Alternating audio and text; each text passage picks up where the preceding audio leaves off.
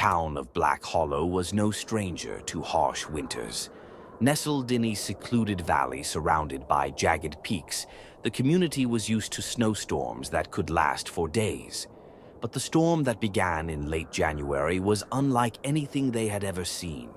It started innocently enough, a steady snowfall, the kind that painted the town in a serene frosted beauty.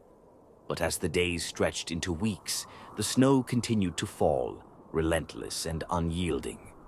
The sky turned an unnatural shade of gray, the kind that swallowed the sun, and the wind howled like a living thing, carrying with it whispers that made the hairs on the back of one's neck stand on end.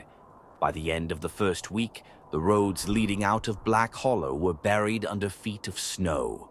Power lines snapped under the weight of ice, plunging the town into darkness.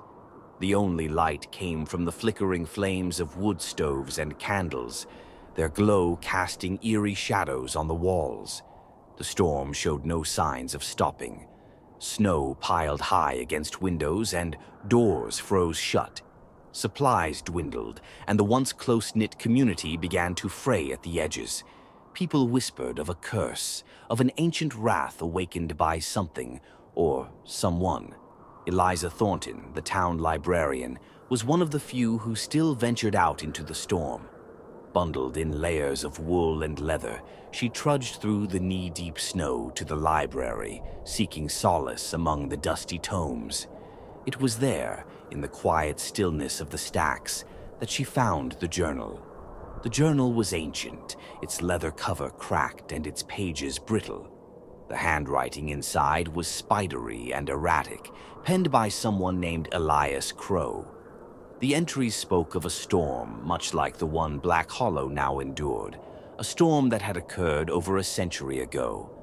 Elias wrote of an entity he called the Tempest. It wasn't just a storm, he claimed, but a sentient force, a vengeful spirit bound to the valley. According to the journal, the storm would end only when it claimed enough lives to satisfy its hunger. Eliza's hands trembled as she read the final entry. The storm is endless. It whispers to me, promising salvation if I offer my soul. I fear I am not strong enough to resist. By the 12th day, the whispers were no longer confined to the wind. People began hearing them inside their homes, faint and insidious. They called out in familiar voices, mimicking loved ones who had long since passed. Tom Bennett, the town's blacksmith, was the first to succumb. He claimed he saw his late wife standing outside in the storm, beckoning him with outstretched arms. Despite the pleas of his neighbors, he opened his door and stepped into the blizzard. He was never seen again. Fear gripped Black Hollow. People barricaded themselves indoors, but the whispers grew louder, more insistent. They spoke of despair, of longing, of secrets best left buried. Eliza became the town's reluctant leader, her discovery of the journal giving her a tenuous sense of purpose. She shared Elias Crow's warnings, urging everyone to resist the whispers and stay inside. But her words offered little comfort. The storm's grip on the town tightened with each passing day. Eliza's resolve began to waver when she found another entry in the journal, one she had missed before. It spoke of a ritual, a way to appease the tempest and end the storm. The instructions were vague, but the implication was clear. A sacrifice was required. "We can't do this," protested Father Gregory, the town's priest, when Eliza shared the discovery. "We can't give in to such evil." "Do you have a better idea?" Eliza snapped. Her patience was fraying, her nights plagued by whispers that grew more personal and cruel. "If we don't do something, we're all going to die." The debate fractured the remaining townsfolk. Some were willing to try the ritual, desperate for any chance at survival. Others refused, clinging to their morality even as the storm claimed more lives. In the end, it was Eliza who performed the ritual. She ventured into the heart of the storm, armed with only the journal and a flickering lantern. The instructions led her to the old oak tree at the edge of town, its gnarled branches coated in ice. She recited the incantation, her voice trembling as the storm raged around her. The whispers grew deafening, a cacophony of voices screaming and pleading. The snow swirled faster, obscuring her vision, and for a moment she thought the storm would consume her. Then silence. The wind stopped, the snow ceased, the sky cleared, revealing a canopy of stars that seemed impossibly bright. Eliza fell to her knees, tears freezing on her cheeks. She had done it. She had ended the storm. Or so she thought. The survivors emerged cautiously, blinking in the sudden light of day. They mourned their losses and tried to rebuild, but something was wrong. The air was too still, the silence too complete. And then the disappearances began. One by one, people vanished without a trace. No footprints in the snow, no signs of struggle. Eliza was the last to go, taken in the dead of night. The journal was found on her bedside table, open to a blank page. But when the new mayor flipped through it, a single line appeared written in fresh ink. "The tempest is patient. It will return." To this day, Black Hollow remains abandoned, buried under layers of snow and ice. Travelers who venture too close claim to hear whispers on the wind, and some swear they've seen lantern light flickering among the ruins. But no one dares to stay for long. The storm may have passed, but its hunger is eternal. The storm hit just as Clara parked her car at the edge of the forest trail. The snow was already falling thick and fast, and the forecast had warned of worsening conditions. But Clara had been determined to escape. After weeks of drowning in grief from the loss of her sister, the prospect of solitude in a remote mountain cabin was the only thing keeping her together. She tightened her scarf against the biting wind and hoisted her backpack. The cabin was less than a mile up the trail, and she knew the path well. Her family had owned the place for decades. Still, the swirling snow made every step treacherous, and by the time she reached the small wooden structure, her fingers were numb despite her gloves. The cabin stood silent and unyielding, a lone sentinel in the wilderness. Clara fumbled with the key, finally pushing the door open and stepping into the musty warmth of the interior.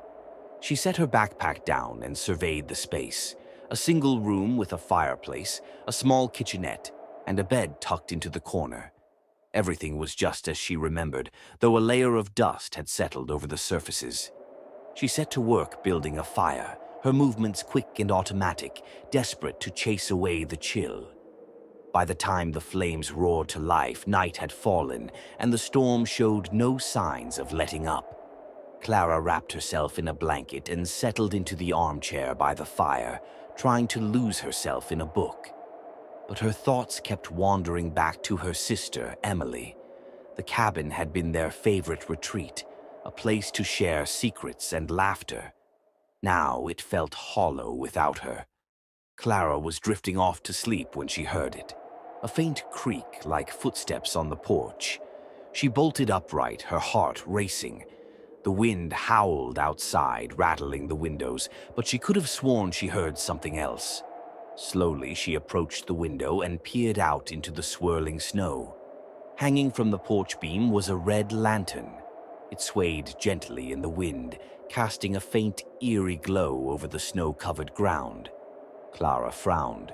She hadn't put it there, and as far as she knew, there wasn't even a lantern like that in the cabin. She opened the door a crack, the wind immediately clawing at her face, and stepped onto the porch. The lantern's light flickered, and for a moment, she thought she saw a figure in the woods beyond, just at the edge of the light's reach. "Hello," she called, her voice trembling. There was no response, only the relentless howl of the wind. She retreated inside, locking the door behind her, and tried to convince herself it was nothing. Maybe a hiker had passed by and left it there. Maybe it was some kind of prank. But deep down, she knew it wasn't. That night, Clara's sleep was restless and fractured. She dreamed of Emily, standing in the snow with the red lantern in her hand. Her face was pale and expressionless, her lips moving soundlessly. Clara tried to reach her, but the snow grew deeper with every step until she was buried, suffocating in the cold. She woke with a start, her breath coming in shallow gasps. The fire had died, leaving the cabin in darkness. She reached for her flashlight, the beam cutting through the gloom as she scanned the room. Everything was still, but then she saw it, the faint red glow filtering through the window. The lantern was back. Clara's hands shook as she pulled on her coat and boots. She grabbed the flashlight and stepped outside, the cold biting into her skin. The lantern swung gently, its light casting eerie shadows on the snow. This time there were footprints beneath it, barefoot, leading away from the porch and into the woods. "Who's out there?" she called, her voice swallowed by the storm. She followed the footprints, her flashlight trembling in her grip. The trail led deeper into the forest, the trees closing in around her. The lantern's glow seemed to follow her, always just ahead, guiding her path. The footprints stopped in a clearing, and Clara froze. In the center of the clearing stood Emily. "Emily," Clara whispered, her voice breaking. Her sister didn't move, her figure barely visible through the snow. Clara took a hesitant step forward, then another, until she was close enough to see her sister's face. It was pale and frozen, her eyes wide and unblinking. "You shouldn't have come," Emily said, her voice a faint rasp. Clara's blood turned to ice. "Emily, what are you talking about? I thought you were gone." Emily's gaze shifted to the lantern, which now hung between them, its light flickering. "It's not safe here. It never was." Before Clara could respond, the ground beneath her feet shifted. She stumbled back, her flashlight falling to the snow. The clearing seemed to darken, the shadows between the trees growing deeper. And then she saw them, figures emerging from the darkness, their eyes glowing faintly in the red light. Clara scrambled to her feet, her heart pounding. The figures moved closer, their forms indistinct but menacing. Emily stepped back, her expression mournful. "I'm sorry," she said. "I tried to warn you." The lantern's light flared, blinding Clara. She screamed, the sound swallowed by the storm, and then everything went dark. When Clara woke, she was back in the cabin. The fire was roaring, and the storm had calmed. For a moment, she thought it had all been a nightmare, but when she looked outside, the red lantern was still there, its light flickering softly in the morning light. She never left the cabin again. Travelers who passed through the area would sometimes see the red lantern glowing in the distance, a beacon in the snow. Some said it was a warning. Others said it was a trap, but no one who followed it ever came back. The glacier stretched as far as the eye could see, a cold, unyielding wasteland of ice and snow. For Olivia and David, it was a dream expedition. They had spent years planning this trek into one of the most remote and untouched parts of the Arctic, hoping to uncover its hidden secrets and add another achievement to their careers as renowned explorers. The weather had been favorable at first, the crisp air and clear skies offering breathtaking views of the endless frozen expanse. But on the third day, the wind turned brutal, and a blizzard descended without warning. They barely made it to the shelter of a rocky outcropping before the storm engulfed them. Huddled together, they debated their options. That's when David saw it, a dark shape rising out of the ice about a quarter-mile away. "Is that a cabin?" Olivia asked, squinting through the snow. It seemed impossible, but there it was, unmistakably man-made, perched precariously on the edge of a glacial rift. They exchanged a glance. The odds of finding a cabin out here were slim to none, but the alternative was to stay exposed to the storm and risk freezing to death. Without a word, they packed up and began trudging toward the structure, the wind whipping around them like a living thing. The cabin was ancient, its wooden walls weathered and blackened with age. It leaned slightly to one side, as if bowing to the relentless forces of nature. David pushed the door open, the hinges groaning in protest, and they stepped inside. The air was stale but blessedly warmer than outside. A single room greeted them, sparsely furnished with a table, 2 chairs, a stone fireplace, and a cot. A pile of firewood sat in the corner, miraculously dry. "Looks like someone prepared for emergencies," Olivia said, her voice echoing in the small space.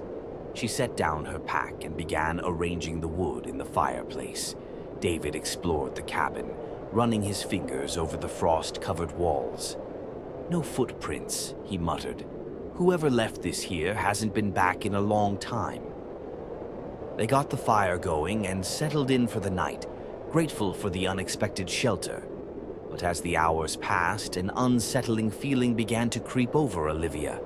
The cabin was too quiet, the kind of silence that pressed against her ears and made her heart race. She glanced at David, who was staring at the rift, visible through the small frost-covered window. "You okay?" she asked.